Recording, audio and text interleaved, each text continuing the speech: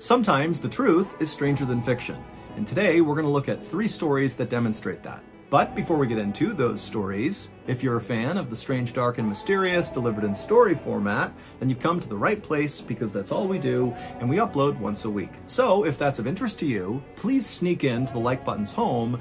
And on October 20th, 1986, Captain Alexander Kluyev was piloting a passenger plane that was about to descend down into a Russian airport for a layover. On board this plane were 94 occupants, including passengers and crew. And as the captain began going over in his mind the different steps he would need to follow to land this plane, he practically sighed with boredom. He had always thought life as a pilot would be exciting and interesting, but all he ever did were these short commercial flights around Russia, and they lacked any sort of thrill. In fact, the captain had flown this particular route so many times, he could practically do it in his sleep. And so as the captain was about to begin yet another boring descent to end yet another boring flight, he was suddenly struck with a very unexpected idea. And as he thought about it, he stopped what he was doing and he just turned to his co-pilot, whose name was Gennady Zernov, and he said, "Hey, Gennady, can I ask you something?" At the same time that Captain Alexander and Gennady were having this conversation up in the cockpit, down on the ground inside of that Russian airport where the captain was supposed to land, an air traffic controller noticed on their radar that Captain Alexander's plane was coming in way too fast and at too steep of an angle to attempt a landing. And so the controller radioed up to the captain and said, "Hey, you're going too fast. Adjust your speed, adjust your angle. Otherwise, you're going to need to abort this landing." But the captain did not radio anything back to the controller. Instead, the plane continued its descent at the same angle and the same speed, and to the controller's horror, they looked out the window and literally saw the plane was lowering its landing gear. Like, clearly they are going to attempt to land, even though this looks so dangerous. And so the controller, in a bit of a panic, radios again up to the captain and says, "Hey, you're still coming in too fast, too steep of an angle, abort the landing." But again, the captain did not respond. What Captain Alexander had said to Gennady when he said, "Hey, can I ask you something?" was, "Hey, do you want to make a bet that I can land this plane blind?" And Gennady, who was also very bored, thought, "You know what? That's a great idea. Let's do it." And so the 2 pilots lowered all the shades inside of the cockpit, blocking all of the windows, so Captain Alexander literally can't see anything except for his instruments. And then Captain Alexander attempted to land the plane. And when the air traffic controller began calling up to Captain Alexander saying, "You're going too fast, your angle's wrong," Captain Alexander was sure he could pull it off, and so he totally ignored the controller and went for the runway. And when he hit the runway, he was going too fast at too steep of an angle, and so it broke off the landing gear. The plane skidded all the way down the runway and then flipped over and caught on fire. Out of the 94 people who were on board that plane, 70 would perish, including the co-pilot Gennady Zernov. As for Captain Alexander, who orchestrated this whole tragedy, well, he actually survived, and he was sentenced to 15 years in prison.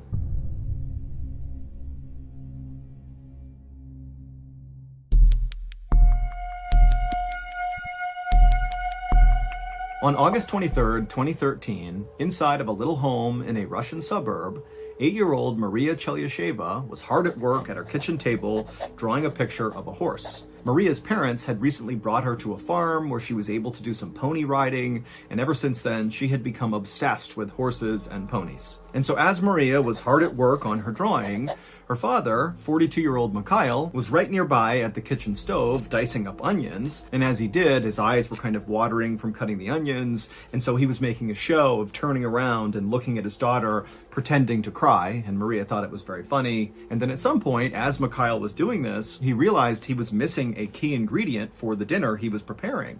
So he kind of threw up his hands in exasperation, and then he yelled out into the house to his wife, "Hey, do we have any potatoes?" And from somewhere in the back of the house, Maria's mother called back, "Yes, we do. They're down in the cellar, but they're pretty old." And so Mikhail finished chopping his onions, he threw them into a hot pan, and then he walked out of the kitchen, poking Maria playfully as he walked by, and she kind of laughed at him. And then Maria watched as her father walked through the living room, past Maria's grandmother and brother, and he walked over to this door that was right at the beginning of this hallway, and that door led down into the cellar.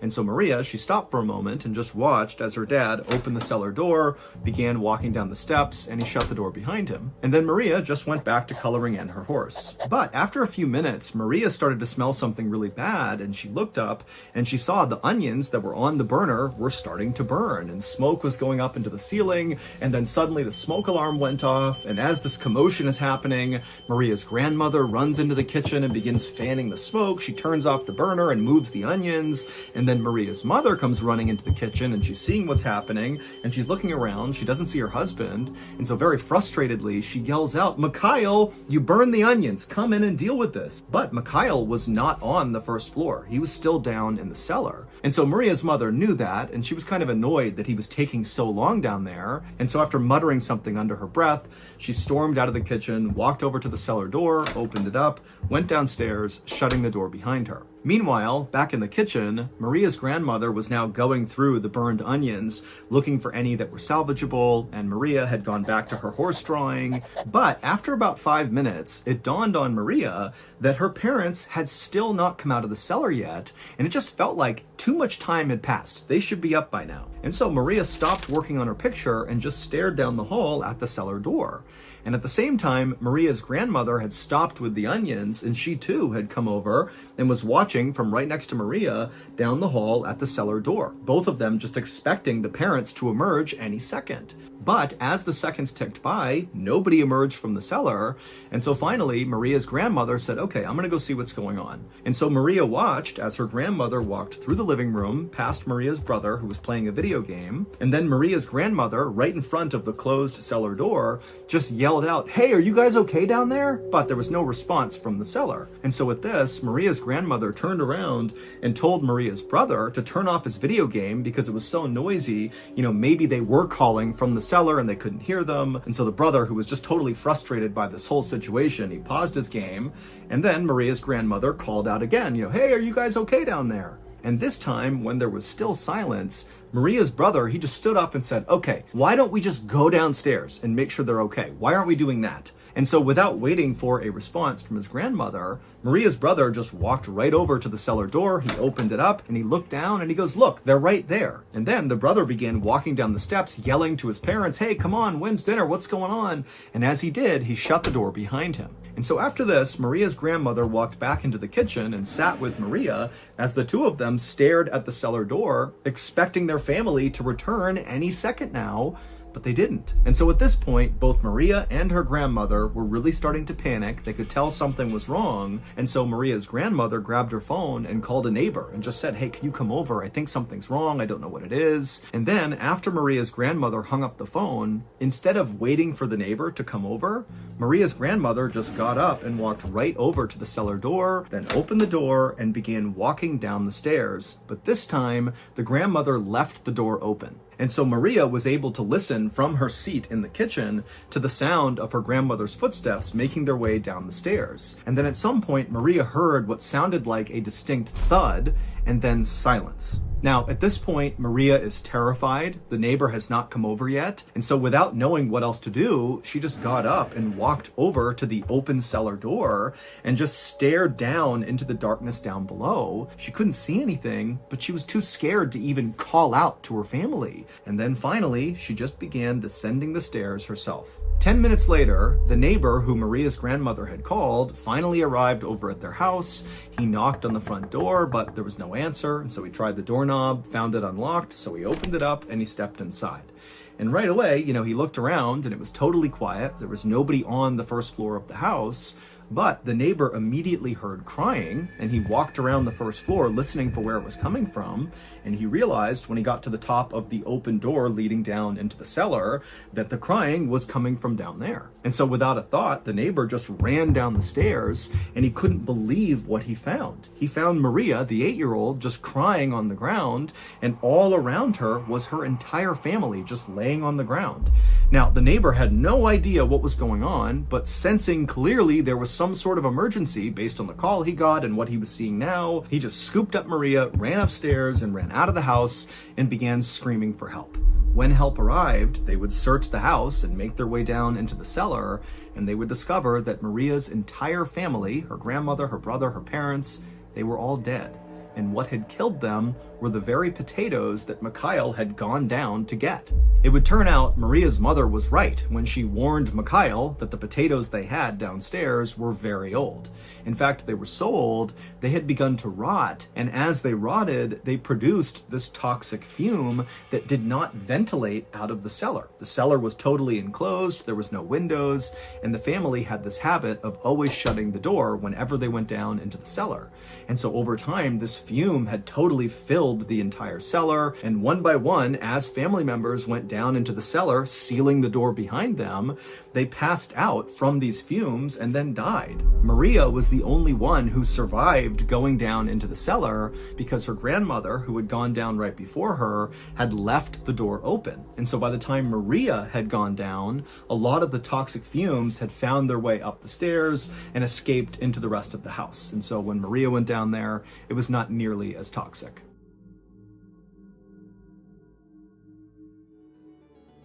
Thank you to BetterHelp for sponsoring today's video. Before I became a professional storyteller, I was a member of the US Navy. And then in 2017, my military career came to a very unexpected and abrupt end. It was like suddenly I was a civilian again after 7 years, and I did not handle that transition well. I had taken for granted all the structure that the military provided on a day-to-day basis, and so not having that structure anymore, it made me feel totally lost, like I didn't know what to do anymore. And on top of that, all the bills were starting to pile up, and I had not found a job yet. My wife is pregnant with our second kid. I got no idea if we'll even be able to afford this second child. And so I very quickly went into my shell and became a very angry and bitter person. And at some point, my anger issues got so out of hand that my family had a sort of intervention with me and told me, hey, you gotta see a therapist. And I would agree, and it would completely change my life. My therapist quickly showed me that I was not this terrible, angry person, but instead I was someone who was going through a major life change, and it was making me depressed, which is pretty common. And so with my therapist's help, I was able to adjust to this change in my life and really focus on the future and all the good things that were going to happen. And in time, I became a very happy person, and I still am today. Now listen, therapy is not for everyone, but if you feel kind of lost right now and you don't really know what to do, I think you should give BetterHelp a try. BetterHelp is a highly reviewed online therapy platform, which means you can get the help you need from the comfort of your own home. Get matched with a BetterHelp therapist after filling out a brief survey online, and then it's up to you how you communicate with your therapist, whether that's via text or chat or video or phone call or some combination. Also, you can switch therapists at any time at no additional cost. Go to our sponsor, betterhelp.com/MrBallin for 10% off your first month of therapy with BetterHelp, and get matched with a therapist who will listen and help.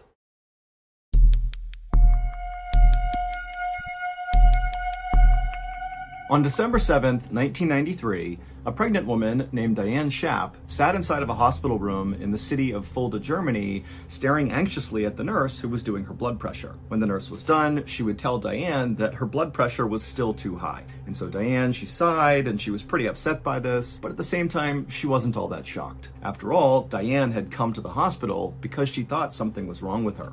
Diane was an American who lived on the nearby Sickles Army Airfield Base along with her husband, Sergeant Stephen Schaap. And that morning, Diane had begun to bleed, and because she had a history of miscarriages, she panicked and just rushed to the hospital to get checked out.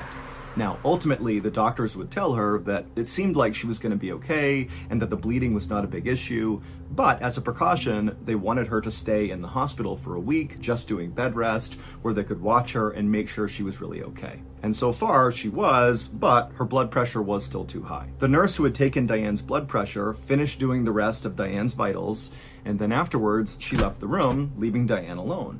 And Diane, now, it's the first time she's been alone inside of her hospital room since she arrived, and suddenly she just felt so anxious about the whole situation. And so as she's laying in her bed, wondering if her pregnancy was really okay, she heard footsteps out in the hallway, and then suddenly her door busted open, and it was her husband, Stephen. And Stephen, his skin was pale, his eyes were red, he looked really upset, and he rushed into the room, and he kneeled down next to Diane's bed, and he took her hand, and he just said, how are you doing? It had been a really hard stretch lately for Diane and Stephen.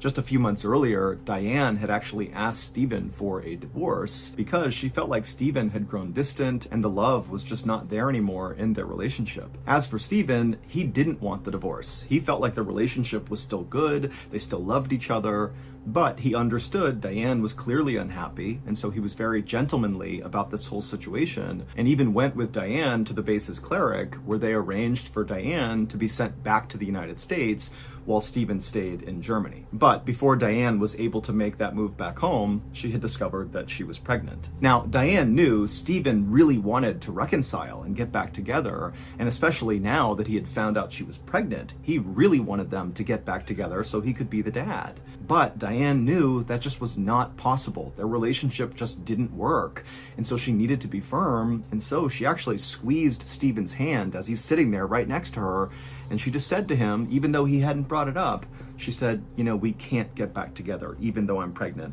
It can't happen. But Stephen just kind of shook his head at her like he was not here for that reason. And he said, look, I just want to be your friend. Let me go back to your house. I'll gather up your things and bring them here to make your stay a little bit more comfortable. And so Diane, who wanted to tell Stephen, no, don't do that, I'm fine, she could just tell that he really wanted to help her. And so, kind of against her better judgment, Diane said, okay, Stephen, if you want to go back and get my stuff, I would really appreciate it. And at that, Stephen stood up and he gave Diane a long hug and said, I'll be right back. And then he turned and left the room.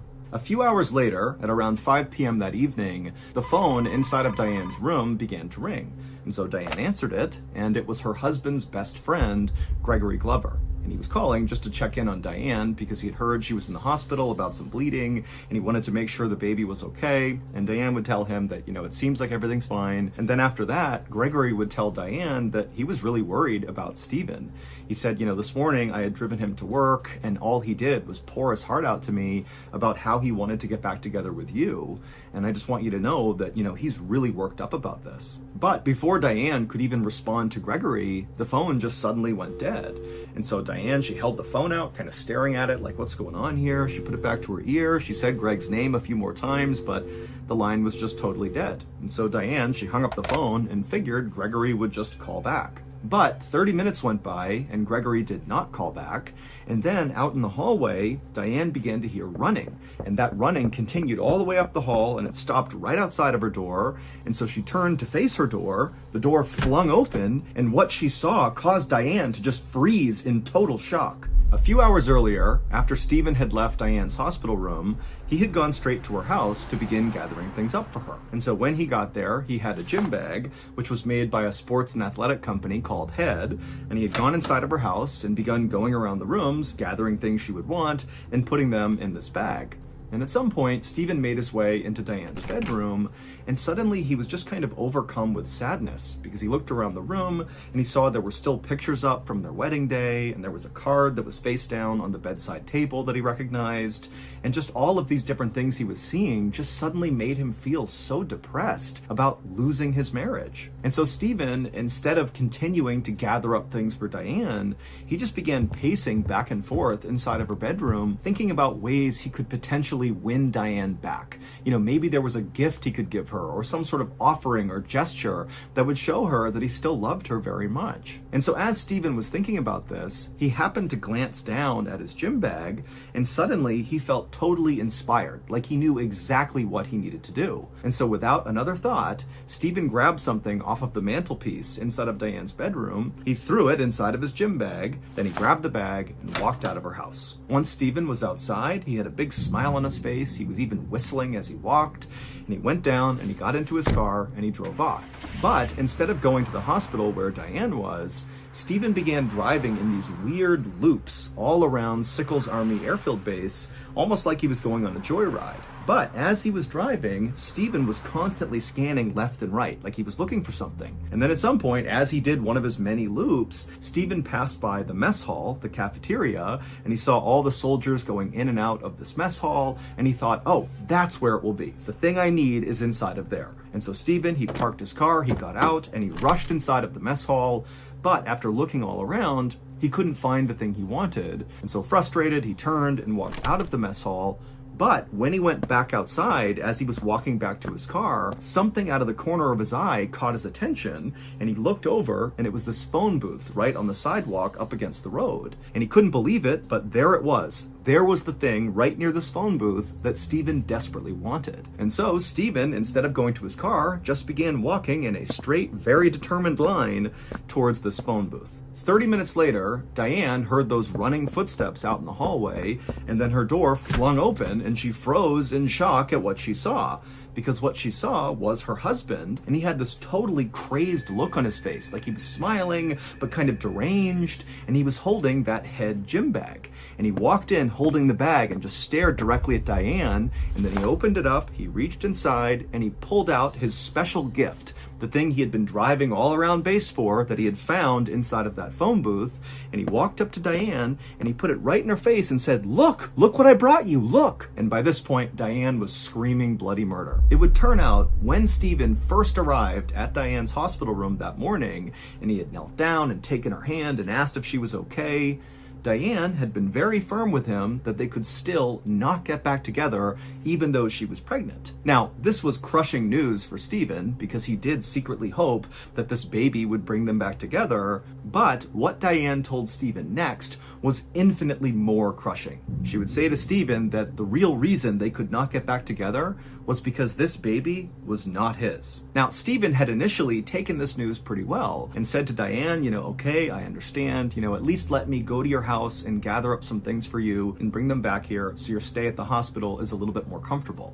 And Diane had maybe been a little bit surprised at how well Stephen had taken this, and she said, okay, yeah, that would be great. And so Stephen had left the hospital, gone to Diane's house, he went into her room, and he began putting her things into that gym bag when suddenly he stopped because he noticed those pictures on the mantelpiece of their wedding day, and it was just kind of crushing to realize that his marriage really was over. And then, before he went back to packing, he happened to glance over at the bedside table, and he noticed a card face down on that table. Now, at first, Stephen actually didn't really react to this card because he knew who had given it to Diane. It was just a friend of hers, and the card was kind of meaningless. It was just a card to celebrate their friendship. But then Stephen's suddenly thinking to himself, wait a minute, this person, this friend of Diane's, gives her cards all the time. And this person is always coming over to say hi to Diane. And this person's always complimenting Diane and telling me how great Diane is. And it was like suddenly everything just kind of fell into place for Stephen. And he realized this so-called friend of Diane's was much more than that. This friend was Diane's lover and very likely the father of her unborn child.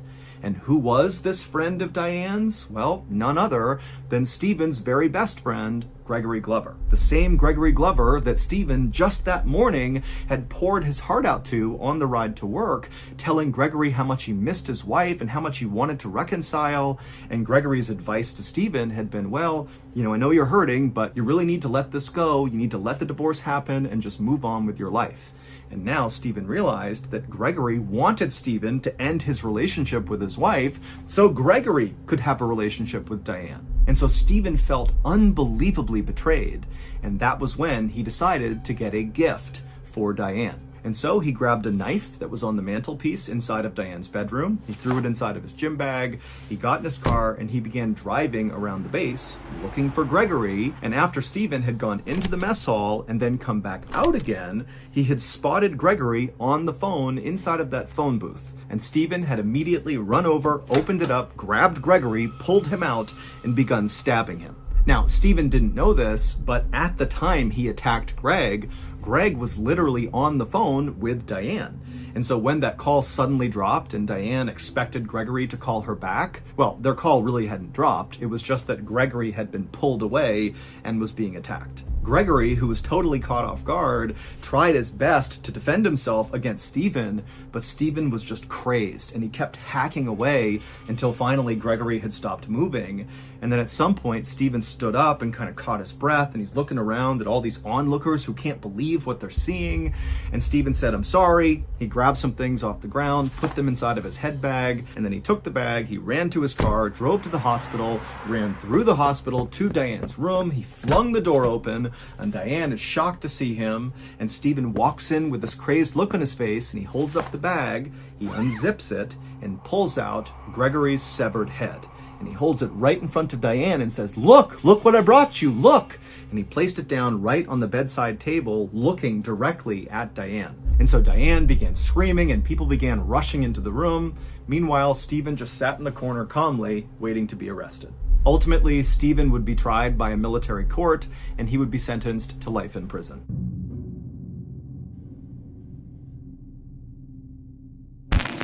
The following is about the most famous serial killer that you've never heard of. One morning in 1912, in a little town in Iowa, a neighbor went over to the Moore family's home and they knocked on their door, but there was no answer. And as this neighbor waited, they looked around the front of the property and they saw the Moore family had not tended to any of their farm animals that day, which was very odd. And so the neighbor, who's starting to feel concerned, knocked again on the door, but there was still no answer. And so they got the police. And when the police showed up, they went inside that house and they discovered an absolute massacre. The Moore family were all dead, and the only clue police had as to what happened to them was an axe that was found inside their house. And as police began investigating this crime, they quickly discovered that this was far from an isolated event. To hear this full story, listen to the latest episode of the Bedtime Stories podcast called The Man on the Train. And make sure you follow the Bedtime Stories podcast wherever you listen to podcasts to get more chilling stories just like this one. So that's going to do it. If you enjoyed today's stories, be sure to check out our podcast called the Mr. Ballin Podcast, where we have literally hundreds more stories just like these that are available to listen to right now. Again, that podcast is just called the Mr. Ballin Podcast, and it's available exclusively on Amazon Music.